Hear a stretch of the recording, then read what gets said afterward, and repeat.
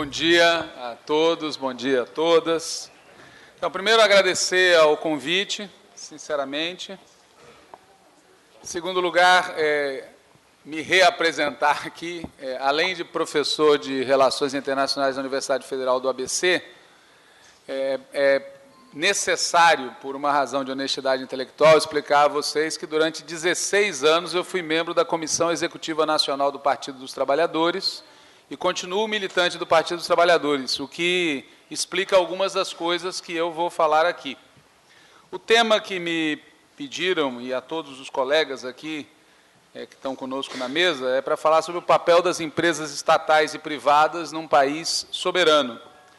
Como o Bira, dessa forma que vocês acabaram de ver aqui, vocês o conhecem mais do que eu tomei o cuidado de enviar para ele o que seria o roteiro da fala, e eu vou respeitar o roteiro que eu propus a ele, né? Esse tema da soberania, do nacionalismo, o uso da palavra Brasil, né, tem diferentes usos, tanto no meio acadêmico quanto no meio político. Você encontra no espectro acadêmico, no espectro político, pessoas com posições opostas, batendo no peito e falando em nome da nação, em nome da soberania e em nome do Brasil, né?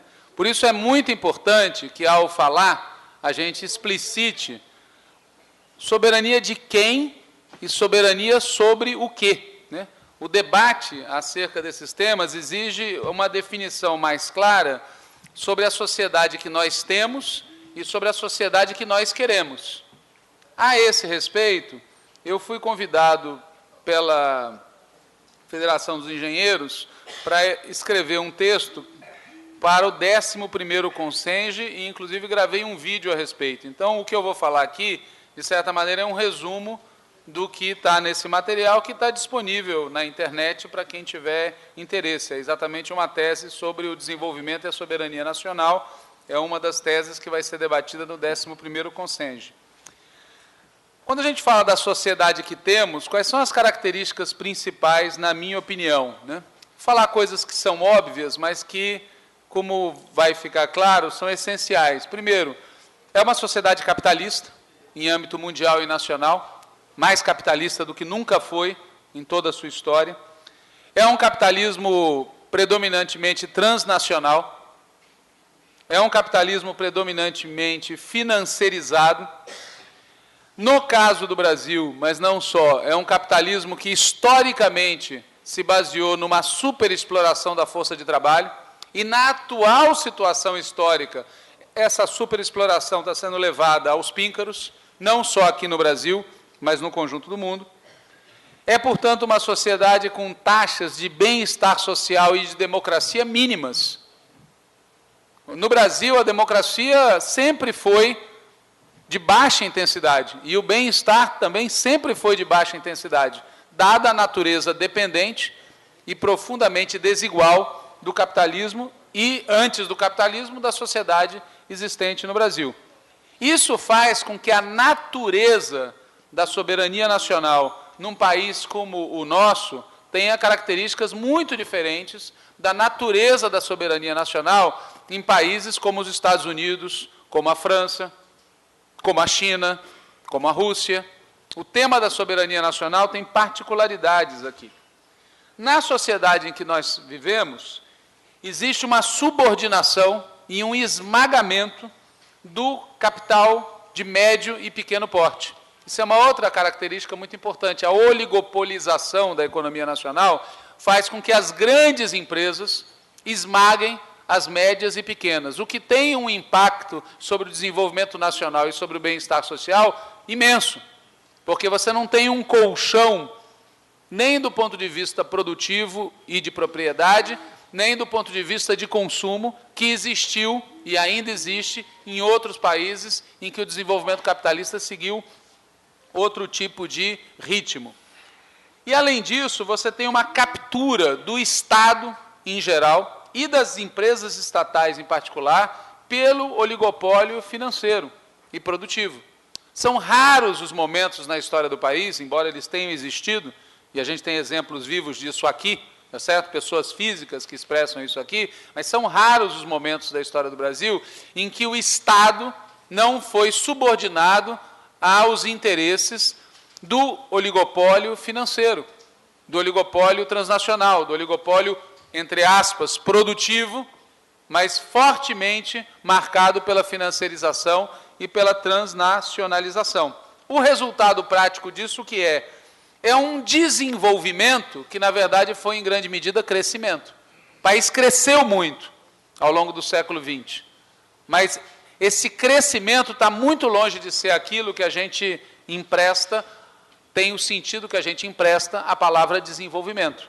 Então, o resultado prático dessa conformação social que o país tem é um desenvolvimento que, na verdade, é principalmente crescimento, é um desenvolvimento restrito frente às potencialidades que o país tem. Todo mundo diz, como é que pode um país como o nosso, pode por isso, pela natureza social que nós temos, um desenvolvimento aquém do potencial do país e um desenvolvimento que a gente pode denominar aqui, por brincadeira, de soluçante, né? Aquilo que os economistas vão chamar de stop and go. Né? É um desenvolvimento que ele inicia, ele se expande, mas por razões vinculadas à oligopolização, ao mercado restrito, à dependência externa, ele vai até um certo ponto e volta para trás. É por isso que a gente tem a sensação no país de sempre não estar saindo do lugar e sempre ter promessas incumpridas. É porque a natureza do capitalismo que a gente tem aqui no Brasil produz esse movimento de um desenvolvimento restrito que retroage. Isso, o desenvolvimento com essas características que eu falei, somado à dependência, somado à democracia restrita e somado à desigualdade social, conforma as principais características do Brasil. Desigualdade social, democracia restrita, dependência e um desenvolvimento com essas características de crescimento limitado são as principais características do nosso país. Qual é a alternativa a isso?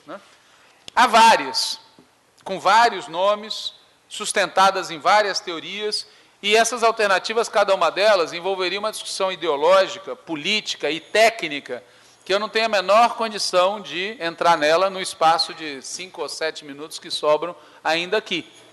Mas eu insisto nisso, que até por conta do momento que a gente está vivendo, as mais diferentes forças políticas e sociais comparecem no debate, às vezes, com uma nomenclatura, com um vocabulário parecido, em nome do qual se propõem coisas antagônicas. Sendo, por isso, muito importante esclarecer no detalhe que tipo de sociedade a gente tem e que tipo de sociedade a gente almeja.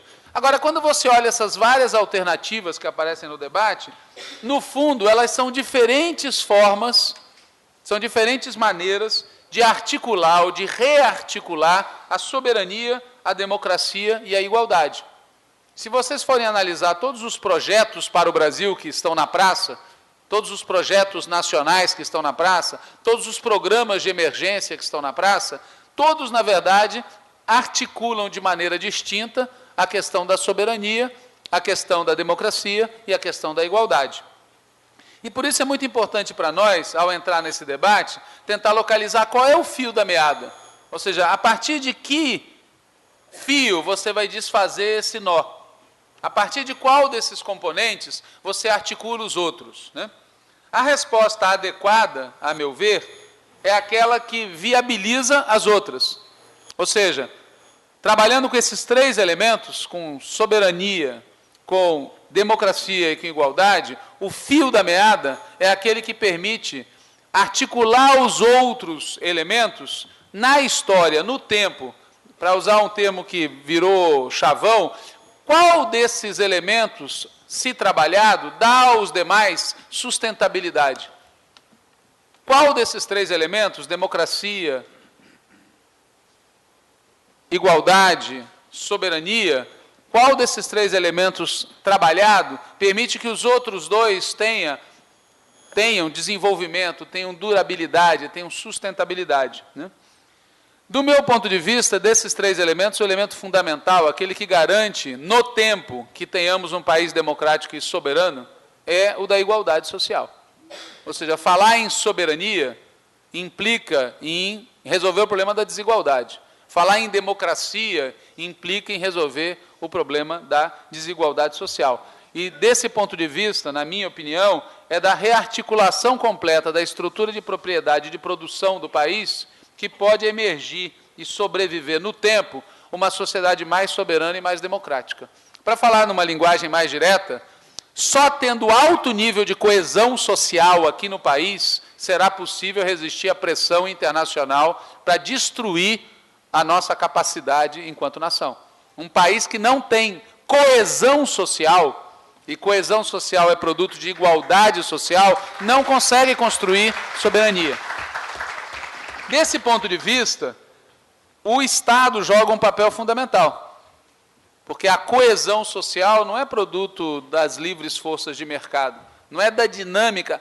O livre mercado pode produzir muita coisa, inclusive pode produzir muitas mercadorias e pode produzir, inclusive, muita riqueza, mas não produz coesão social. Quem tem a capacidade de produzir isso é o Estado, primeiro como indutor, criando as condições legislativas, as condições adequadas do ponto de vista normativo, do ponto de vista da proteção de um outro padrão de desenvolvimento. Em segundo lugar, o Estado como financiador, dado que o nível de desenvolvimento, o nível de igualdade, o nível de proteção que se exige implica em recursos muito vultosos que não estão disponíveis aos outros agentes econômicos. Só o Estado é capaz de reunir a quantidade de recursos necessário para o tipo de mudança que se exige, e, portanto, o Estado joga um papel não só como indutor, mas também como financiador, e, em terceiro lugar, como produtor direto. Questão que ficou muito claro em vários momentos da história do mundo, em todas aquelas situações em que países chegavam tarde no desenvolvimento capitalista ou enfrentavam uma ameaça externa que os colocava na beira da destruição. Nesses momentos, o Estado era chamado a cumprir um papel tanto como indutor, quanto como financiador, quanto como produtor direto. Isso implica em discutir algo que está muito posto aqui nessa mesa, e outras pessoas podem falar com mais propriedade, que é o papel das diferentes empresas públicas. O Estado não se limita às empresas públicas, mas o papel do Estado nesse novo padrão de desenvolvimento inclui realinhar o papel das empresas públicas. E implica em perceber qual é a diferença que existe entre hegemonia do Estado no processo de desenvolvimento e uma economia estatizada. Para simplificar aqui, a diferença, por exemplo, entre China e União Soviética. A União Soviética foi uma economia estatizada, o que produziu efeitos econômicos, para ficar só nesse terreno, que não foram positivos, porque na prática significou uma taxa de crescimento descendente ao longo do tempo, por vários fatores que são bem estudados, tanto no âmbito da história quanto no âmbito da economia. Já a China tem uma economia que é claramente hegemonizada pelo Estado, mas não é uma economia estatizada, naquele sentido que era a economia soviética. Pelo contrário, a economia chinesa, ela comporta diferentes tipos de propriedade articuladas entre si, o que garante um dinamismo econômico sob uma hegemonia de um projeto que os chineses hoje chamam de o sonho chinês, com uma evidente ironia em comparação ao American Way of Life, né?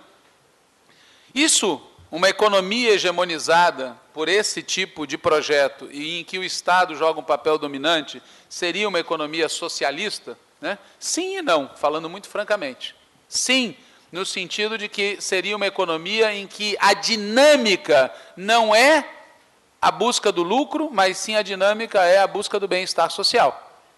E por isso nós estamos falando de uma coisa, uma maneira de ver a sociedade que não é hegemonizada pela lógica capitalista. Não no sentido de que não corresponde àquela ideia do que seria o socialismo, aquela ideia que era hegemônica nos anos 50, 60, 70 e até 80, de que o socialismo seria uma economia estatizada, onde não existiria nenhum tipo de empresa ou de propriedade privada. Nesse sentido, não. Pelo contrário, uma economia no Brasil ou em qualquer país do mundo em que o Estado joga um papel fundamental, é o único tipo de economia onde pode existir um grande número de empresas privadas de médio e pequeno porte, inclusive empresas privadas de grande porte, inclusive um grande número de empresas públicas não estatais.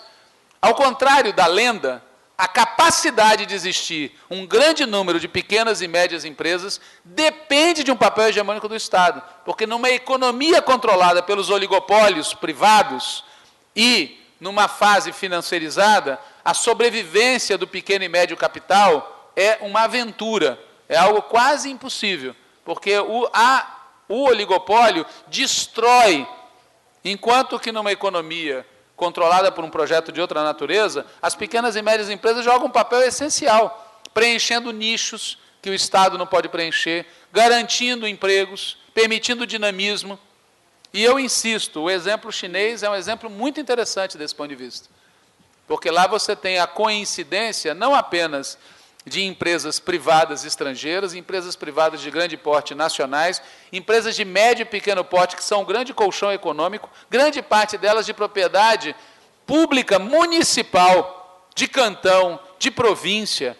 É um entramado que não existiria numa sociedade, entre aspas, plana, como são as sociedades dominadas pelo capital financeiro, que achata tudo, sem levar em conta nenhum tipo de diversidade.